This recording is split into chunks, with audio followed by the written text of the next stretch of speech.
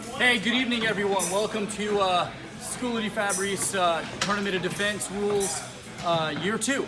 So what we wanted to do this evening is run through the rules for the tournament this year. They're very similar to last year with a few minute changes.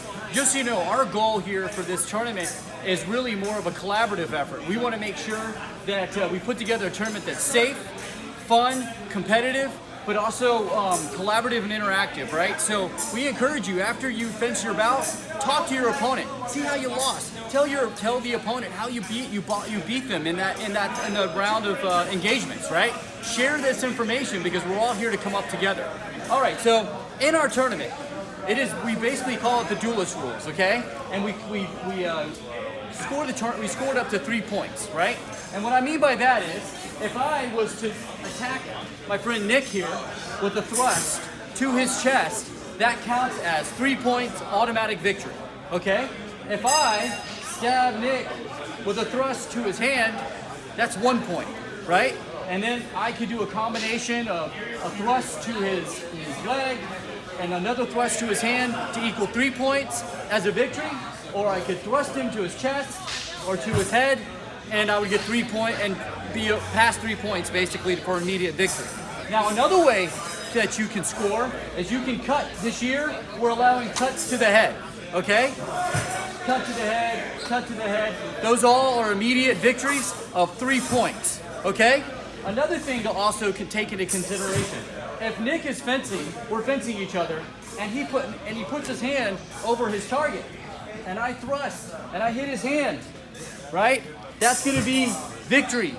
3 points for me because it would just go right through his hand, or that's how we're envisioning it, right? We have to have a little make-believe here. Another thing to think about here, in this tournament, if we're fighting, and Nick thrusts and I thrust, and we both hit each other in the chest, we both scored 3 points, but that is an immediate defeat, okay? So that's really important. Or if we're fencing, I cut, and he stabs me to the head, right? That's 3 points for each of us, but it's an immediate defeat because those are doubles. Now let's talk about the after blow to the doubles, right? So if I go thrust, 1, and then he thrusts, that is not a double. That would just be me scoring immediate 3 points and a victory, okay? If Nick goes to cover his head, his target area, and I was to cut, we're calling that, because we want controlled fencing, right? If you can put your hand up, you also have enough time to parry it. So we're calling that 3 points if he covers the target area. That's immediate 3 points of victory for the attacker, okay? Now let's talk about the rings. The rings this year are gonna be pretty interesting. We're gonna set up different environments at our tournament, right? Which is at the castle. Some might be rectangular in shape, some might be in an alleyway, some might be more in a forest or an open field, and we'll have it all marked up, but no ring will be exactly the same. So that also encourages some creative fencing, right? Just like a duel, the piazza might not be the same in Naples as it is in Venice, right? Okay, but let's talk about a ring here. As you can see, we have some cones set up. If we're fencing, and I'm backing Nick up, and he gets 1 foot out of the ring, and then attacks me, right? His second foot did not exit the ring, so he would still win this round with 3 points, right? But if we're fencing, and I give him a juke, and he steps out of the ring, okay? He loses 1 point, because I ran him out of the ring, okay? Now, if we're fencing, and I pass, and hit him, and run by out of the ring, that's fine. We're not calling that, there's no penalty, and here's why. We noticed actually fencing this rule set year-round now, that injuries occur for the attacker. Like he'll pull his ankle, pop a hamstring, and you know what? A few steps out of the ring, I imagine if it was a life or death duel, he'd probably be okay, or she'd be okay with hitting the wall a little bit if he was able to put down the opponent. So we're going to call that from a safety reason, that if someone's going to be running out of the ring a little bit, it's okay on the attack. Now we also encourage incredibly regulated fencing. So let's not get crazy running out of the ring, right? Let's make it realistic. And I'll tell you what, the judges have license. If they see you fencing unsafely and you start running from one end of the ring to the other end and out of the ring, then we're just gonna have to call that and you'll lose a point for that, for unsportsmanlike conduct, right? Okay, let's talk about misdirection actions. Everyone always has questions about misdirection.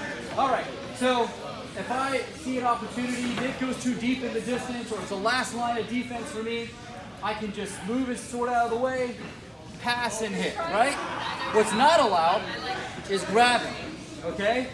The reason why these blades are too expensive, as we all know, we don't want to break each other's blades, and then again, it becomes a safety hazard, right?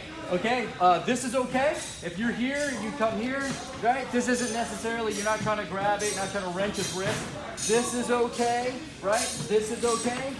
This is even okay, right?